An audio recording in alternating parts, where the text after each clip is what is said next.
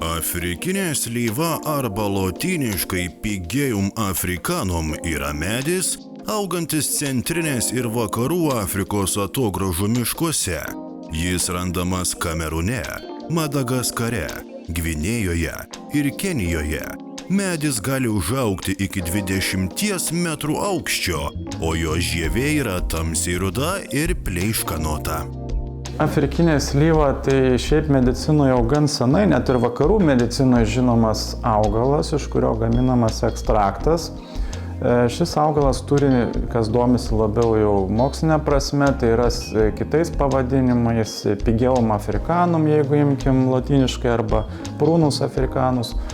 Tai yra iš esmės augalas, kuris mėgsta daugiau didelę drėgmę, ten, kur daug kliūčių yra, tai metinis jau ten turi būti labai didelis, ne visai, bet toks jau daugiau negu vidutinis kritulių kiekis, apie 1000 mm ir daugiau.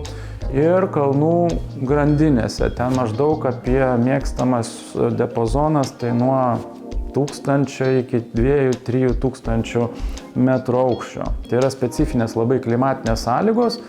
Ir faktiškai todėl ten jų tas arealas toksai gan ribotas. Bet šiaip jeigu šnekant apie tą augalą, tai įdomus jisai tame, kad Afrikos gentyse nuo seno jį jau daugiau kaip 2000 metų vartojo įvairiausiam lygom. Tradiciniai Afrikos medicinoje tai jis vartojamas ir nuo maliarijos, ir nuo inkstų ligų, ir nuo žarnyno įvairių ligų ir nuo kirminų invazijos. Žodžiu, labai platus panaudojimo spektras, bet vakarų medicinoje kažkodėl užfiksavo daugiau vieną ligą pagrindinę, tai yra prostatos hiperplazija, kitaip sakant, padidėjimas. Afrikinė slyva tai augalas, iš kurio jau 30 mečius Europoje gaminami ekstraktai gerybiniai prostatos hiperplazijai gydyti. Tyrimai parodė, kad, sakykime, vartojant jį bent jau minimaliai po 50 mg 2 kartus per dieną, tokią dozę ekstrakto, tai galima gauti efektą keleriopą. Pirmiausia, bet vėlgi visi efektai yra labai tarpusai susiję. Pirmiausia, tai tas priešuždegiminis poveikis. Jeigu mažėja uždegimas, mažėja ir apimtis tūris audinio. Jau bendrai kalbant, audinio tūris mažėja ir tuo pačiu ir prostatos tūris mažėja. Kadangi mažėja tūris, mažiau užspaudžiamas yra šlapimtakis. Ir dėl to automatiškai susitvarko arba bent jau palengvėja šlapinimasis vyrams. Sakykime, tie, kurie dažnai laksto, naktimis laksto, suretėja tokie poreikiai suretėja, nes gali jisai tiesiog greičiau pasišlapinti, srovė padidėja. Tai kalbant apie šį augalą, šia prasme vakarų medicina tikrai nemažai tyrė ir daug yra paskelbta įvairių tyrimų. Medicininiais tikslais naudojama afrikinė slyvos žievė.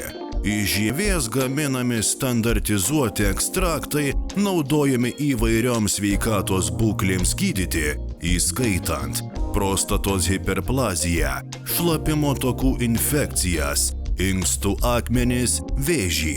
Afrikinės slyvos ekstraktuose yra junginių, kurie, kaip manoma, turi prieš uždegiminių, antioksidacinių ir antimikrobinių savybių.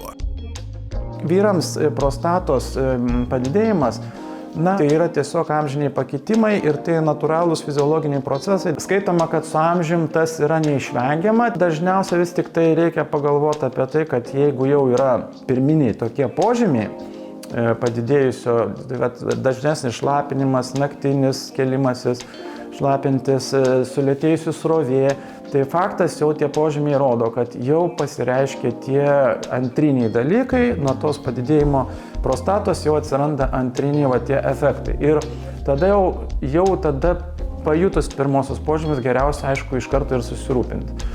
Pirmiausia, tai su gydytoju pasikonsultuoti ir, aišku, niekas šiais laikais nepuola iš karto operuoti, nes operacijos jau daromos tik tada, jeigu tikrai jau labai apsunkina gyvenimo kokybę tie simptomai, nes skubėti tikrai nėra ko ir tai susieta su tam tikromis rizikomis operacinio gydymo. Čia konkrečiai sprendžia urologas.